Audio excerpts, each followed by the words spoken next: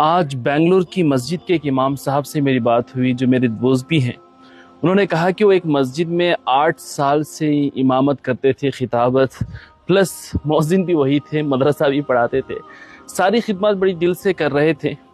اچانک 8 سال کے بعد حال ہی میں اس مسجد کے صدر نے انہیں بلایا اور کہا کہ امام صاحب آپ کو 8 سال سے ہم دیکھ رہے ہیں، ابھی ہمیں کچھ نئی ویرائٹی چاہیے، نیا چہرہ، نئی آواز چاہیے، آپ اپنا انتظام کہیں اور کر لیں۔ امام صاحب نے کہا کہ ان کے دل پر ایک قیامت سی لوٹی۔ انہوں نے صدر سے کہا کہ صدر صاحب یہاں پہ میرے بچے اسکول میں پڑھ رہی ہیں، محلے میں سیٹ ہو چکا ہوں، 8 سال کا عرصہ کوئی چھوٹا نہیں ہوتا ناظرین۔ انہوں نے کہا کہ میرے بچے کہاں جائیں گے، کہاں پہ پڑھیں گے، میں اچانک گھر کا انتظام کیسے کروں، کہاں جاؤں، مجھے تھوڑی مہلت تو دیں۔ اس صدر نے کہا کہ تمہارے بچوں کی ذمہ داری ہماری تھوڑی ہے، تم اپنا انتظام کہیں اور کر لو۔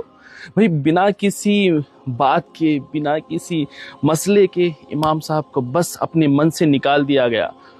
سوچی وہ امام صاحب کہہ رہے تھے کہ میں یہاں تو انہیں معاف کر دوں گا، لیکن قیامت کے دن اللہ کی بارگاہ میں عرض کروں گا کہ مالک میری اور میرے بچوں کی کیا غلطی تھی کہ ان لوگوں نے ہم پر اتنا ظلم کیا۔ یہ صرف بنگلور کے کسی امام کی بات نہیں ہے، بلکہ ہندوستان بھر میں ہمارے علماء کی یہی حالت ہو چکی ہے کہ کبھی بھی کسی کو بھی مسجد کی کمیٹی والے بنا کسی وجہ کے نکال دیتے ہیں اور کہتے ہیں کہ ہمیں کوئی نئی آواز، نیا چہرہ چاہیے۔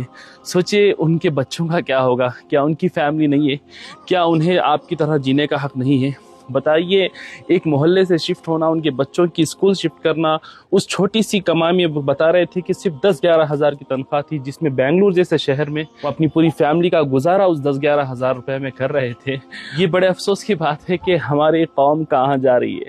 ہمارے قوم کے صحیح معنوں میں جو لیڈرز ہیں، جو قائد ہیں، وہ ہمارے علماء ہیں، انہی کی قدر نہ کریں گے اور روتے ہیں کہ بھائی مسلمانوں پہ ظلم ہو رہا ہے، کہیں اس کی وجہ ہم ہی تو نہیں۔ یہ چیزیں بند ہونی چاہیے، علماء پر اس طریقے کا ظلم بند ہونا چاہیے۔